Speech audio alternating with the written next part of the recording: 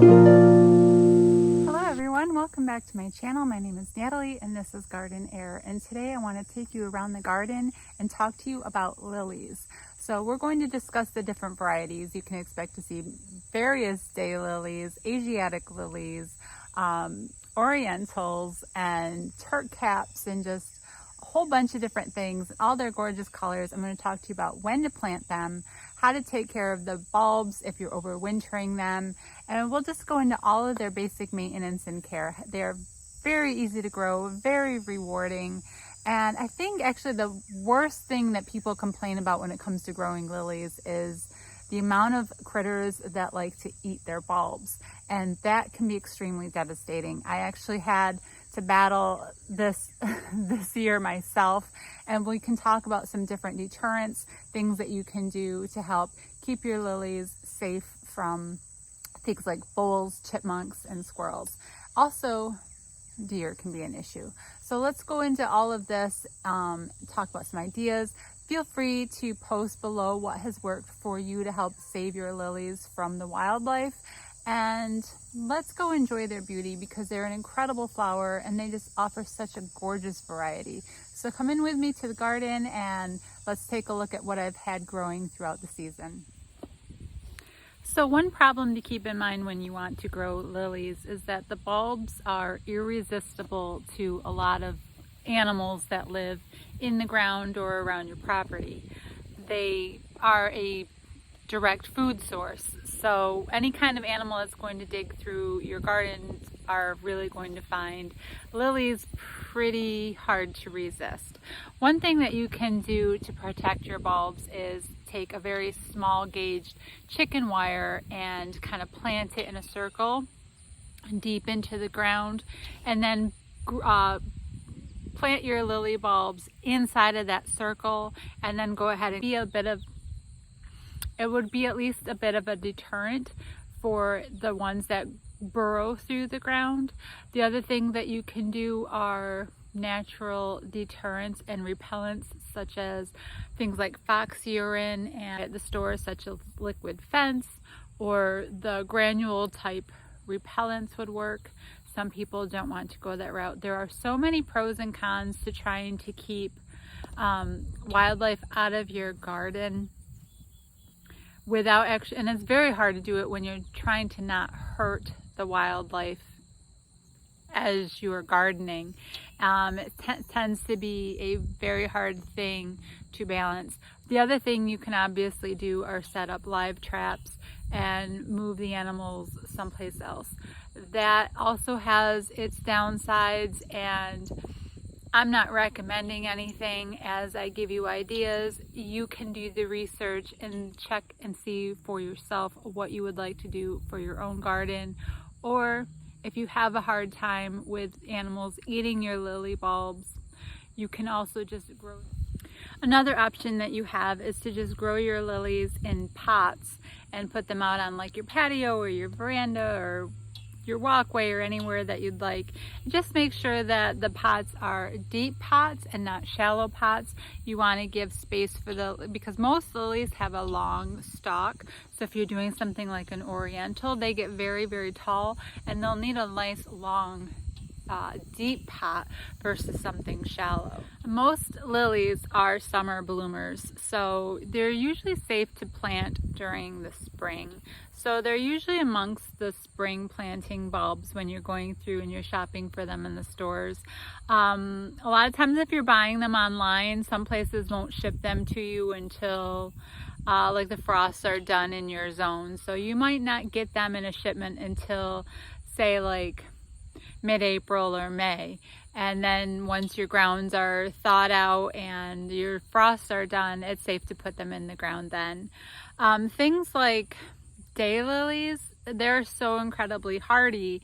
I have planted daylilies anytime in the late fall and early spring and have not had a problem with them, but that's really going to depend on how hard your grounds tend to freeze in your area. Just because they're hardy and very hard to kill doesn't mean they're impossible to kill. So I do find that all lilies like a well-draining soil. They don't like to have mushy, wet environments, though there are some daylilies that can withstand it. It doesn't mean they're going to thrive there. So give them a well-draining, full sun area. And I tend to feed my lilies usually in the spring, and when I'm feeding most of my younger perennials, I'll go through and make sure the lilies all get a dose of whatever I'm feeding for the year. It's usually an organic, slow release pelletized fertilizer that I'll throw down in the spring, and I make sure all of my bulbs get a good amount of that as well. If you like to do cut flowers for vases and bringing them inside, lilies are wonderful. Daylilies are probably not going to be your best choice for indoor arrangements, only because when a daylily blooms, there's a reason they're called daylily. Each bloom only stays open for one day and then it dies back and it waits for the next blooms to open from there. So when you bring a daylily inside, you're only going to have it looking nice in your arrangement for the one day. However, orientals are absolutely lovely in an arrangement. Orientals are usually those big just starburst looking lilies that you usually see in the stores. Things like the Stargazer and the Casablanca that I'll be showing you in a little bit. Those are oriental lilies. Asiatics can be a little bit more difficult to put into arrangements only because their stems are exceedingly short, and to really get a good amount of stem space, you're going to want to cut most of the stalk, unless you're incredibly good at flower arranging and you know how to wire them and work them into an arrangement. I don't know how to do all that, but lilies do last very long at a vase.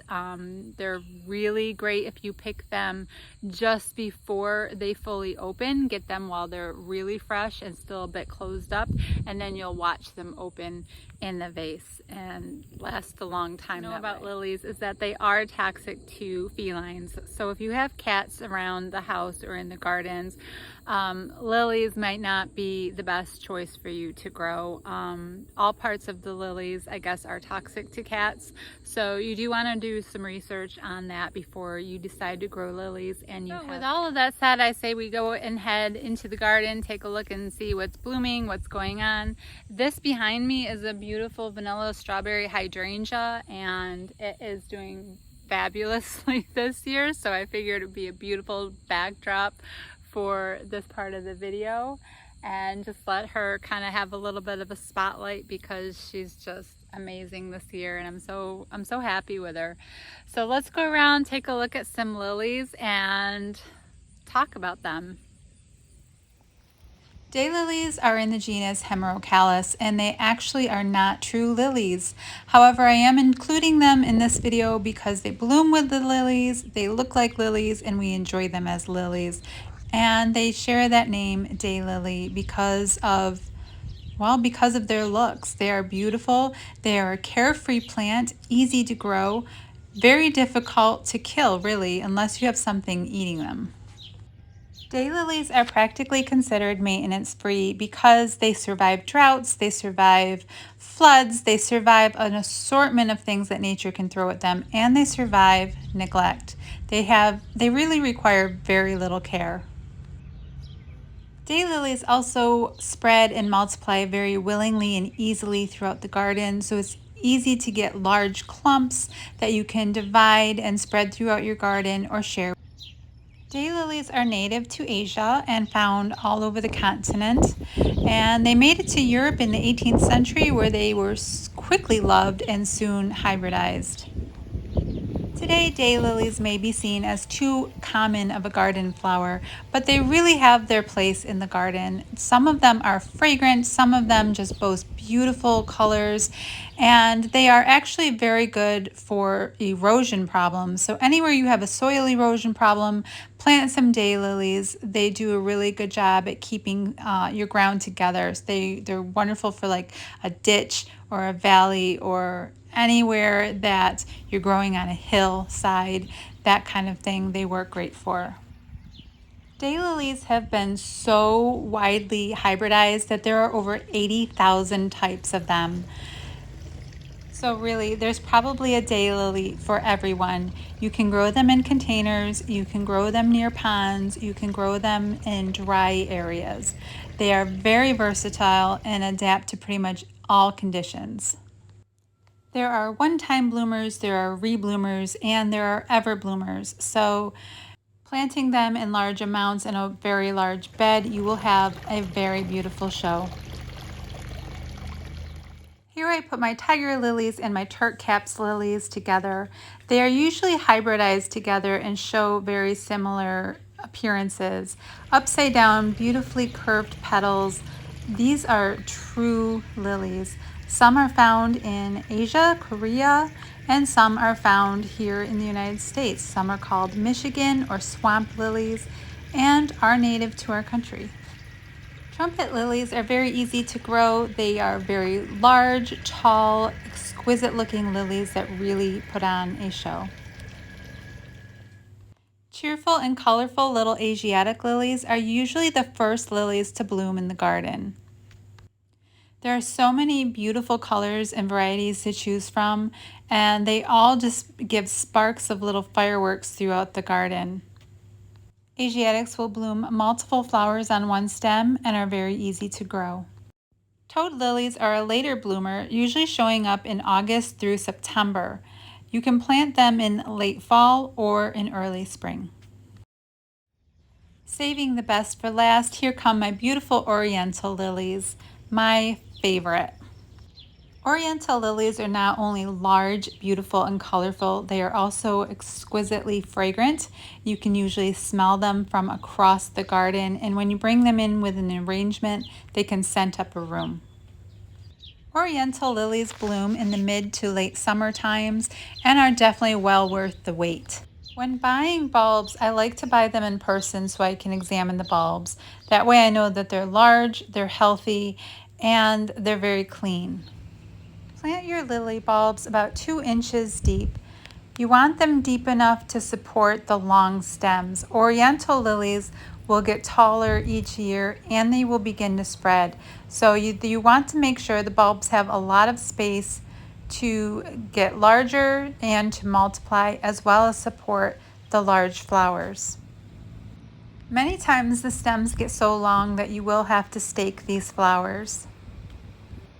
Oriental lilies like a moist but well-drained soil, full sun, and a slightly acidic soil.